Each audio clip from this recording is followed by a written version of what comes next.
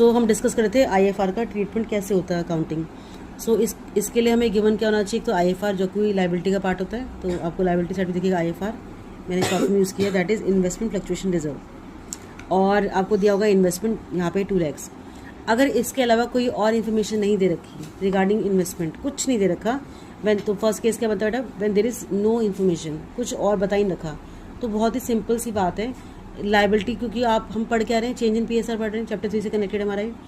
तो आपने एक रिजर्व को राइट ऑफ करना, खत्म करना, ट्रांसफ़र करना रिजर्व को, जो हमने पार्टनर से बनाया था कि भाई कोई फ्लक्चुएशन होगी तो हम कैसे डील करेंगे उससे बचने के लिए, तो कोई चीज़ ऐसी आई नहीं, कोई क्लेम नहीं, कुछ भी नहीं ऐसा आया, तो अब क्या करोगे, आप इसको पूरा डिस्ट्रीब्यूट कर लोगे अमंग दी पार्टनर्स। तो इसकी बेटा एंट्री क्या होगी, आप लाइबिलिटी को कम कर रहे हो, तो इट विल बी डेबिटेड, तो आपकी एंट्री क्या होगी, आईएफआर अकाउंट डेबिट टू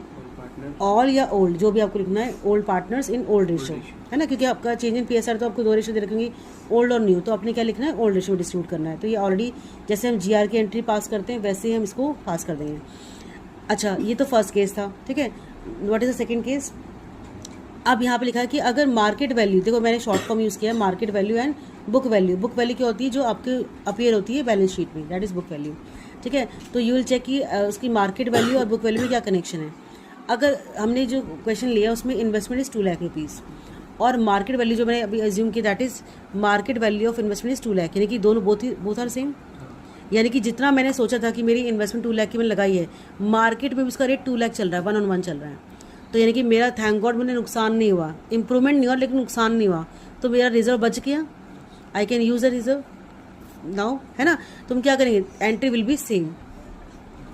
जब मार्केट वैल्यू बुक वैल्यू के बराबर है तो फ्लक्चुएशन झेलने की तो बात ही नहीं रही, तो जो रिजर्व बनाया था उसको हम अब दोबारा से डिस्ट्रीब्यूट कर लेंगे अमंग द पार्टनर्स, तो एंट्री विल बी सेम,